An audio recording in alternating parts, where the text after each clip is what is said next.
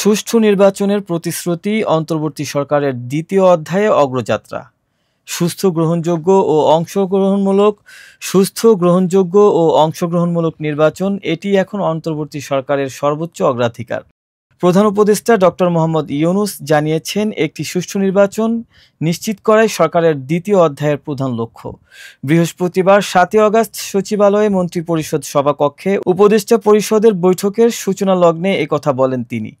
প্রধান উপদেষ্টা বলেছেন, ৫ আগস্ট তাদের সরকারের প্রথম অধ্যায় শেষ হয়েছে।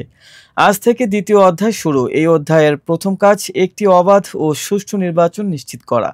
বৈঠক শেষে প্রধান উপদেষ্টার প্রেস সচিব বলেন, আগামী ফেব্রুয়ারিতে রমজান শুরুর আগেই জাতীয় নির্বাচন আয়োজনের প্রস্তুতি চলছে।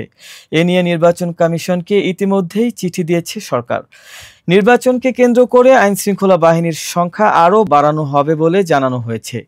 বর্তমানে যেখানে ৮ লাখ সদস্য রয়েছে, সেখানে আরও ৫০,০০০ সদস্য সংযুক্ত করার পরিকল্পনা রয়েছে। সেনাবাহিনীর সংখ্যাও বাড়াবে ৬০,০০০ থেকে। সুষ্ঠু নির্বাচন শুধু একমাত্র লক্ষ্য নয়, এর সঙ্গে সংস্কার ও বিচার প্রক্রিয়াও চলমান থাকবে বলে জানিয়েছেন প্রধান উপদেষ্টা। প্রশাসনকে দেওয়া হয়েছে সমান গুরুত্ব দিয়ে কাজ করার নির্দেশনা।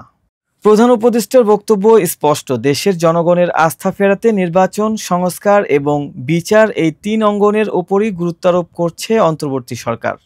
এদিকে আগামী ফেব্রুয়ারিতে অনুষ্ঠিতব্য জাতীয় সংসদ নির্বাচন ঘিরে রাজনৈতিক অঙ্গনে শুরু হয়েছে নানামুখী আলোচনা। বিশেষ করে আওয়ামী লীগের নির্বাচনী অংশগ্রহণ নিয়ে উঠেছে বড় প্রশ্ন। আন্তর্জাতিক সংবাদ মাধ্যম রয়টার্সের প্রকাশিত প্রতিবেদনে বলা হয়েছে, নির্বাচন কমিশন আওয়ামী লীগের নিবন্ধন স্থগিত করেছে।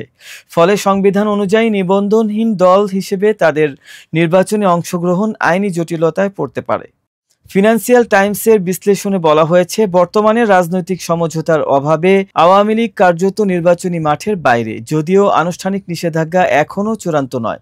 বিশ্লেষকরা বলছেন, নিবন্ধন ও রাজনৈতিক স্বাধীনতা পুনঃপ্রতিষ্ঠা না হলে ফেব্রুয়ারির নির্বাচনে আওয়ামী লীগের অংশগ্রহণ প্রশ্নবিদ্ধ থেকে যাবে।